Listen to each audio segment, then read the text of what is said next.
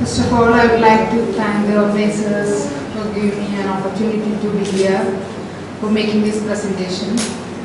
And this one topic is pharmacognostic standardization of Ayurvedic raw drugs and products.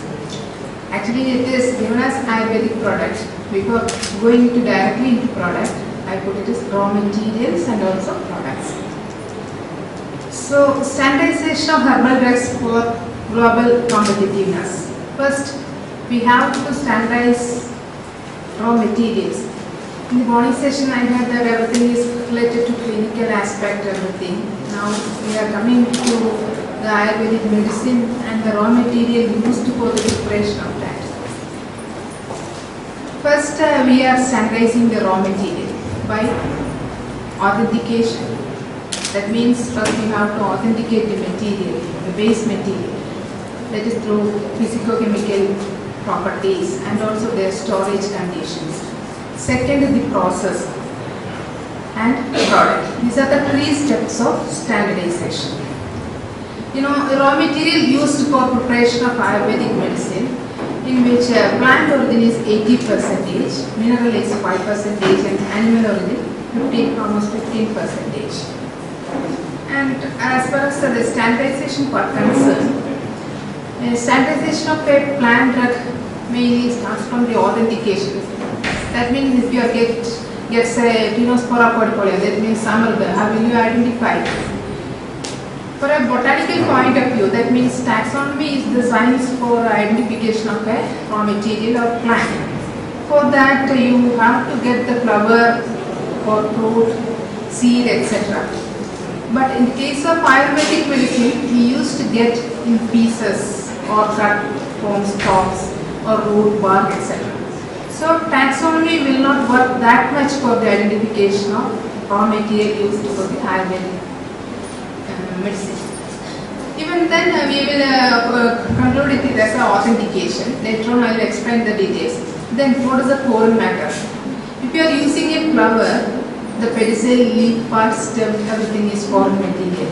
In addition to the soil contaminants and all. If it is a leaf, there should not be any part of stem portion or root something. Only leaf and its petiole. That is foreign matter. Then coming to organoleptic evaluation. Organoleptic, in earlier times we used to identify it by smell, taste, fractures, etc. Now the system changes again, modern aspects coming into standardization picture for the global competitiveness. That is microscopy and macro and microscopic studies.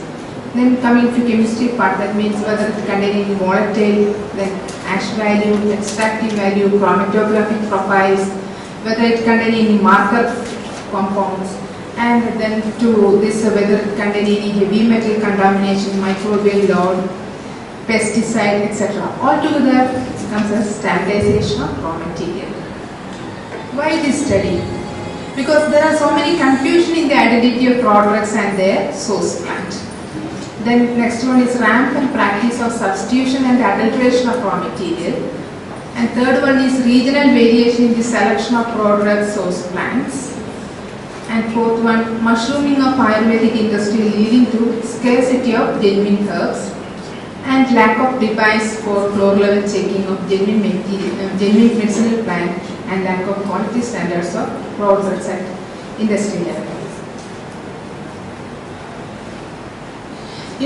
There are so many adulteration coming in the market sample. For example, the Ayurvedic. In Ayurvedic Pharmacopoeia of India, Berberis salsicata is used as the genuine source, but Cocinium fenestratum is used as a substitute. It is an approved substitute. In addition to that, some other adulterated plants, that is Anamarta coculus of Menis parmeseae, is cutting into pieces and coming in as Daruhedra. In the case of Bilba, where Vidanga, Saral, that means Pinus roxburghi substituted with Angiosperm. Like that, so many adulteration is coming in the picture.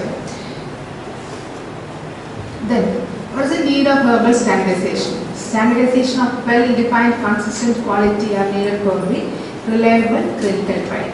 If the medicine is good, then the clinical clinician will get a good result. So it is of most important for the herbal standardization.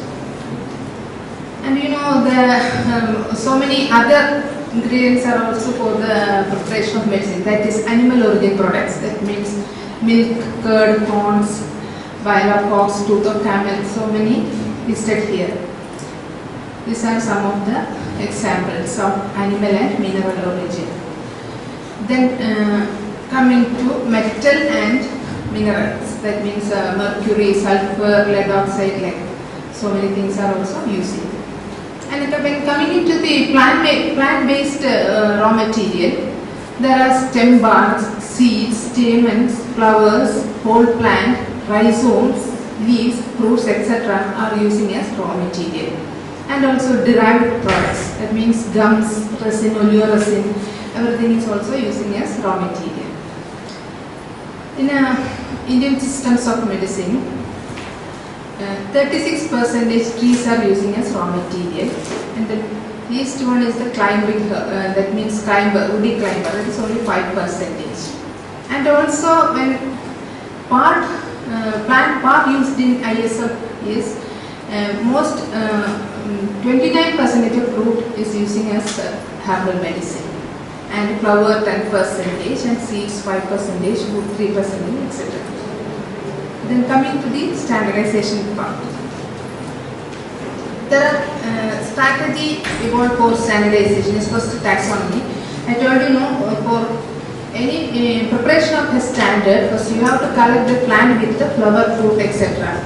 For doing a MD project or MD thesis, whatever it may be, don't depend directly to market sample because that may not be a genuine one. So collect the material with the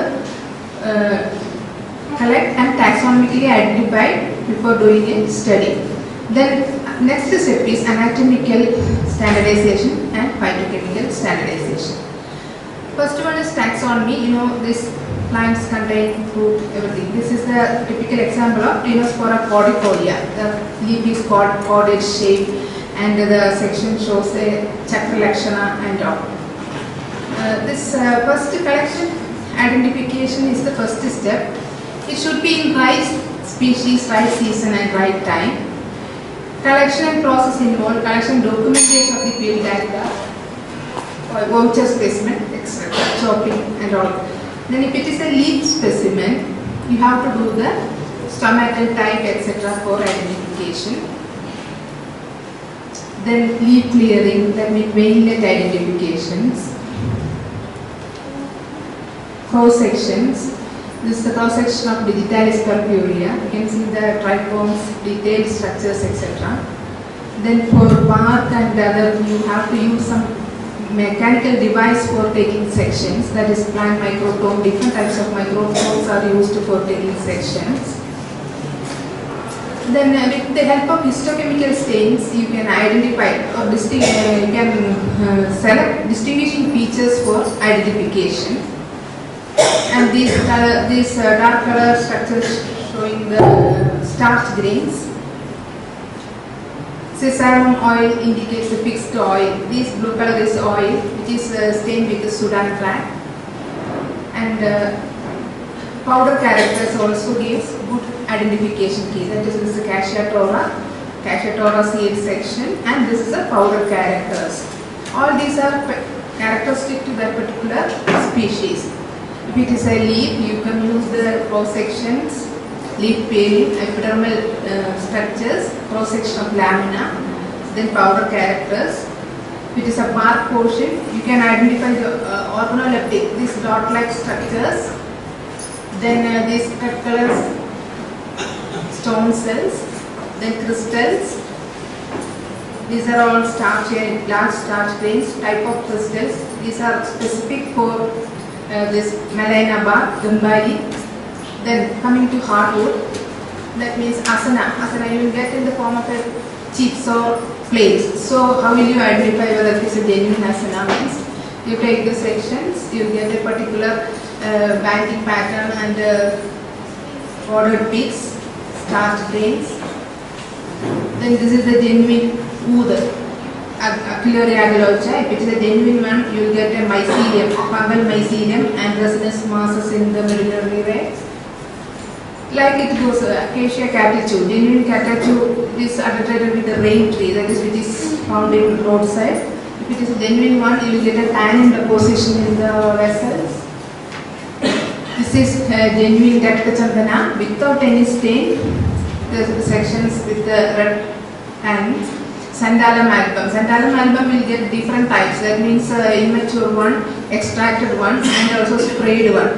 If it is a genuine one, you will get a good amount of oil. This is with the Sudan dye. You will get oil compound. If it is an extracted one, oil will not be here in the section. This is Ctenospora, genuine Ctenospora, and this cross section. This Budichi starch grains, all are characteristic. So Surya Lapa is export band plant. So from this, all these structures, it is well evident that each plant has its own characteristic. Then genuine versus adulterant. I will show you some of the adulterant also coming in the market. Saratha Ashoka and Polyalthea. You see the difference of these two. This one is the genuine, and other one with the same stain you will get difference. And also Punarnava, you are getting roots in the market. So this is genuine Punarnava, this is Shweta Punarnava adulterant. Like eagle marvelous, Coccineum fenestratum is adulterated Amanita. See the difference of genuine and adulterant. Then Pinus is adulterated with some angiosperm. It is also very evident within seconds. If you have a standard section, immediately you could make out which is the genuine one. And we have one software for this. We have entered almost all the plants using in Ayurveda with the details, identification details. And when you get samples for checking, your reference sample will be there. This sample can be easily checked and identified whether it is a genuine one or not. The same pattern is using for the chemical identification using marker compound as eagle. This is umbilical giving us marker compound, TLC profile, and also this HPTLC profile, HPLC profile using umbilicorn as marker, and this is the umbilicorn marker. This is genuine milva, and this is a marker sample without umbilicorn. That means it is an adulterated one. Like Plumbago, Ceylanica, two types of Plumbago. That means it is coming in the market, that is Ceylanica and Indica. One is with more plumbagin, so it is necessary to identify which is the one. And these two shows that one Plumbago, Ceylanica is having a little content of, less content of plumbagin, and it is used without purification, but Indica is using in South India, some Kerala people also using after purification. And this is Berberis aristata and the TLC. Terminalia Arjuna with the very big crystals is the identification feature. Other Terminalia is also coming as Arjuna, but it is very specific.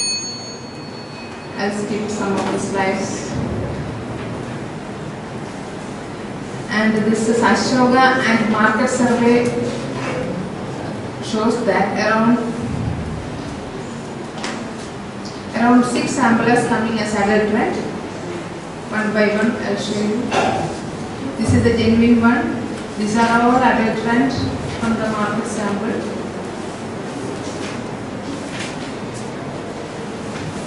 There are TLC. Then I have quality sanitization of a drug as such. I'll show you. This is planned with the microscopy, macroscopy, chemical structures, dioxinous, digitoxinous marker compound, their quantification, physicochemical parameters. We have to check whether it contains any heavy metal contaminants, pesticide contaminants, aflatoxins, microbial log, Then published work of pharmacology, therapeutic category, safety aspect and dosage. All together comes quality standardization of that particular plant. The same thing I am skipping. Now coming to a finished product also.